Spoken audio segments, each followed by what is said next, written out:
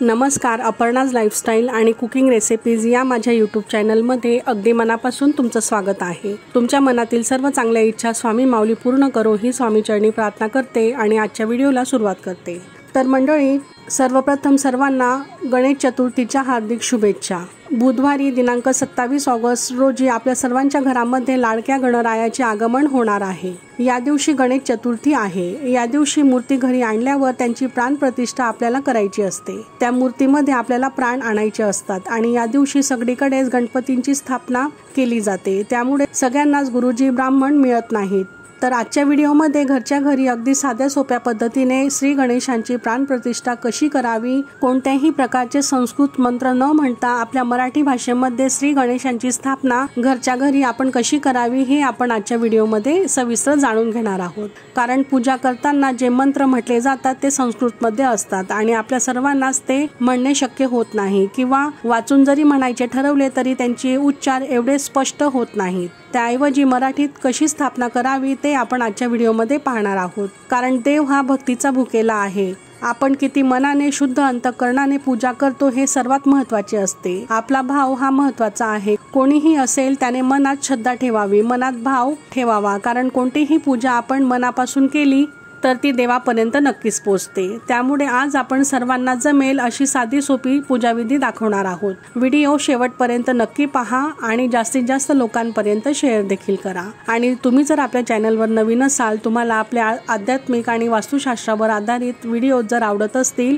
तर चॅनलला सबस्क्राईब नक्कीच करा। तर मंडळी, ज्या ठिकाणी आपण गणपती बसवणार आहोत ती खोली, ती जागा स्वच्छ करून घ्यावी आणि गणपतींसाठी तुम्हाला जी काही छोटी मोठी सजावट करायची असेल ती तुम्ही आधीच करून घ्यावी। फक्त गणपतींचे मुख पूर्व किंवा पश्चिमेला येईल या पद्धतीने आपण व्यवस्था करावी। तर गणपती स्थापनेचा शुभ मुहूर्त 27 ऑगस्ट बुधवारी शुभ मुहूर्त सकाळी 11:05 पासून ते 1:40 पर्यंत असणार आहे आणि हा कालावधी अतिशय शुभ आहे। तसेच या वेळेमध्ये तुम्ही श्री गणेशांची स्थापना करू शकता। तसेच या दिवशी राहू काळ देखील असणार आहे। तर गणेश चतुर्थीच्या दिवशी दुपारी 12:22 पासून ते 1:59 पर्यंत राहू काळ असणार आहे। त्यामुळे गणेश चतुर्थीच्या दिवशी राहू काळ टाळून इतर शुभ मुहूर्तावर तुम्ही पूजा करू शकता। तर मंडळी, ज्या लोकांना ह्या वेळेमध्ये गणपती बसवणं शक्य होईल त्यांनी आवर्जून या वेळेत स्थापना करावी आणि ज्यांना शक्य होत नाही त्यांनी सकाळी 11 वाजेपासून संध्याकाळपर्यंत स्थापना केली तरीही चालेल। तर आता आपण पूजेसाठी काय काय साहित्य घेणार आहोत ते देखील पाहूया। शुद्ध पाणी घेतलेलं आहे, पंचामृत, तसेच चंदन, हळदी कुंकू, अक्षदा, थोड्या आपण अक्षदाही घेतल्या आहेत। वाटीमध्ये आपण गंधही तयार करून घेतला आहे, धूप, विड्याचं साहित्य, तसेच कापूर, श्री गणेशांची मूर्ती, गुळ खोबऱ्याचा नैवेद्य आणि आपण लाल कलावाही घेतलेला आहे। तुम्ही वस्त्रमाळ घेतली तरीही चालेल। तसेच नैवेद्यामध्ये गोडाधोडाचा नैवेद्य घ्यायचा आहे। तसेच फळं, मी इथे मोतीचूरचे लाडू घेतलेले आहेत। त्यानंतर विड्याची पानं, गुलाबाचं फूल, पांढरी पिवळी फुलं, तसेच आपण समयाही तयार करून घ्यायच्या आहेत। या पद्धतीने गणेश पूजनामध्ये समई ही खूप महत्त्वाची मानली जाते, त्यामुळे आपण पूजेमध्ये तीही ठेवावी। तसंच आपण श्रीफळ घेतला आहे आणि कलशही आपण तयार करून घेतलेला आहे। अशा प्रकारे स्वस्तिक काढायचं आहे आणि 5 रेषाही ओढून घ्यायच्या आहेत। त्यानंतर शुद्ध पाणीही घ्यावं आणि महत्त्वाचं म्हणजे श्री गणेशांची मूर्ती ही आम्ही शाडू मातीची मूर्ती आणलेली आहे। अतिशय सुंदर अशी मूर्ती ही मी घेतलेली आहे। श्री गणेशांची मूर्ती बाजारातून आणल्यानंतर एखाद्या लाल वस्त्राने किंवा नवीन कापडाने झाकून आणावी। तर मंडळी, अशा प्रकारे आधीच आपण सर्व साहित्याचं जुळवाजुळव करून घ्यावी म्हणजे ऐनवेळी आपली घाई गडबड होणार नाही। हे सर्व साहित्य जवळ घेऊन बसावे म्हणजे वारंवार आपल्याला उठावं लागणार नाही। तर या दिवशी सकाळी लवकर उठावे, आपलं घर स्वच्छ करून घ्यावं, त्यानंतर स्नान करून नवीन वस्त्र परिधान करावी, तसेच आधी घरामध्ये गोमूत्र शिंपडावं, त्यानंतर रोजची देवपूजा आपण करून घ्यावी आणि मग आपण श्री गणेशांची प्राणप्रतिष्ठा करावी। शुभ मुहूर्तावर केली तर अतिशय उत्तम। आणि मी या ठिकाणी अशा प्रकारे सजावट देखील करून घेतलेली आहे। तसेच आपण चौरंग मांडून घ्यावा, त्यावर नवं कोरं लाल वस्त्र अंथरून घ्यावं, त्यावर तांदळाने सुंदर स्वस्तिक काढावं। खाली बसण्यासाठी आपण आसन घ्यावं। सर्वात आधी तांदळामध्ये आपण हळदी कुंकू मिक्स करून अक्षता तयार करून घ्याव्यात। त्यानंतर कुठलीही पूजा करण्याआधी आपण दीप प्रज्वलित करून घेत असतो।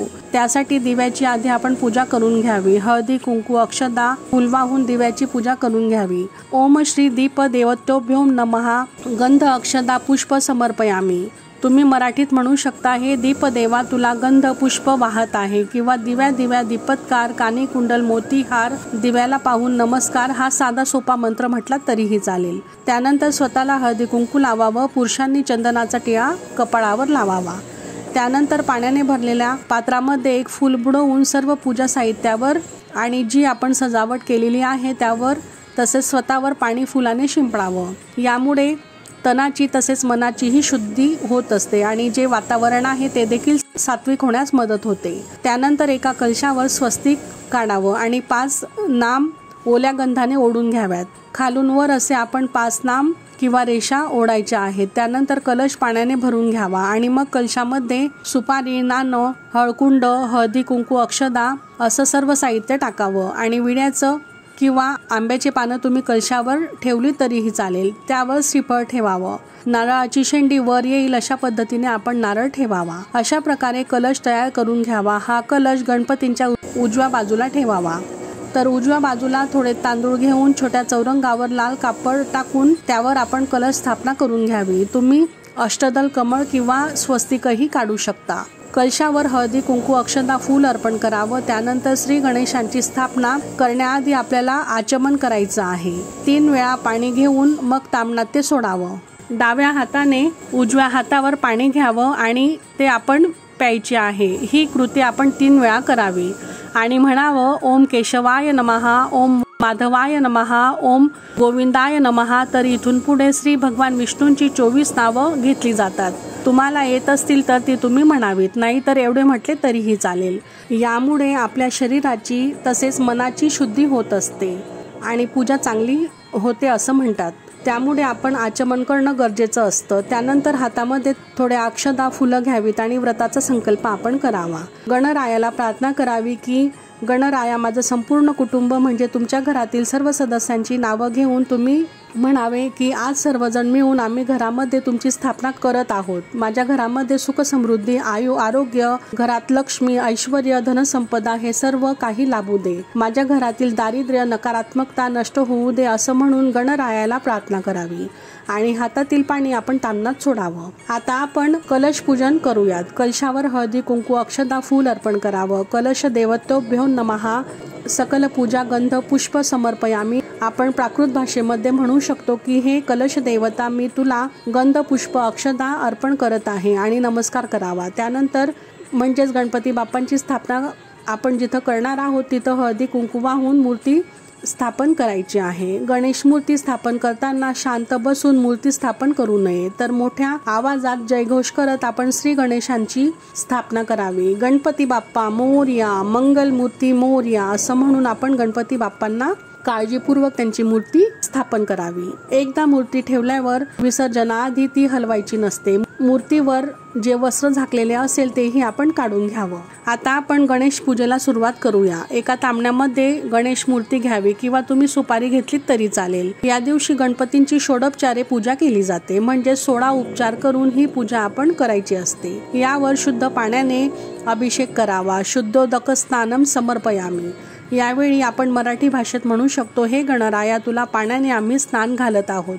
त्यानंतर पंचामृताने स्नान घालावं आणि पंचामृत स्नानम समर्पयामी म्हणजेच पंचामृताने आम्ही स्नान घालत आहोत। त्यानंतर पुन्हा एकदा शुद्ध पाण्याने स्नान घालावं। शुद्धोदक स्नानम समर्पयामी। त्यानंतर श्री गणेशांची मूर्ती अक्षतांची आसन देऊन जोडविड्याच्या पानावर आपण स्थापन करावी। तसेच अभिषेकादरम्यान वक्रतुंड महाकाय सूर्यकोटी समप्रभ निर्विघ्नं कुरु मे देव सर्व कार्येषु सर्वदा या मंत्राचा जप आपण आपल्या मुखातून करावा। त्यानंतर मूर्ती स्वच्छ पुसून घ्यावी आणि उजव्या बाजूला स्थापन करावी। हळदी कुंकू अक्षता गंध फूल अर्पण करावं। तसेच घंटाही आपण उजव्या बाजूला ठेवावी, त्यालाही हळदी कुंकू अक्षता फूल अर्पण करावं आणि तुमच्याकडे जर शंख असेल तर तो तुम्ही डाव्या बाजूला ठेवून पूजा करावी। आता आपण श्री गणेशांची मूर्ती स्थापन केल्यानंतर फुलांच्या साह्याने प्रथम पाणी शिंपडावं, कारण ह्या मूर्ती शाडू मातीच्या किंवा प्लास्टर ऑफ पॅरिसच्या असतात. त्यावर आपण पंचामृताने किंवा पाण्याने अभिषेक घालू शकत नाही. त्यामुळे पाण्यामध्ये आपण फूल बुडवून ते शिंपडावं. अशा प्रकारे मूर्तीचा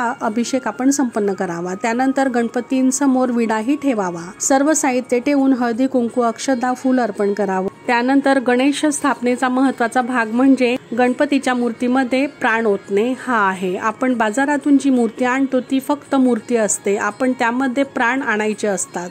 तर आपला उजवा हात बाप्पांच्या डाव्या छातीवर ठेवावा, म्हणजेच हृदयावर ठेवावा, आणि आपला डावा हात आपल्या हृदयावर ठेवावा आणि डोळे बंद करून म्हणावे, हे गणपती बाप्पा, आम्ही आमच्या हृदयातले प्राण प्रतिस्थापित करीत आहोत, तर तुमच्यामध्ये प्राण येऊ द्या असं म्हणावं. आणि वक्रतुंड महाकाय सूर्यकोटी समप्रभ निर्विघ्नं कुरु मे देव सर्व कार्येषु सर्वदा हा मंत्र आपण म्हणावा. त्यानंतर दुर्वा घ्याव्यात, तुपामध्ये बुडवून दोन्ही डोळे, हात, पोटाला, पायाला ह्या दुर्वा आपण गणपतींच्या लावायच्या आहेत.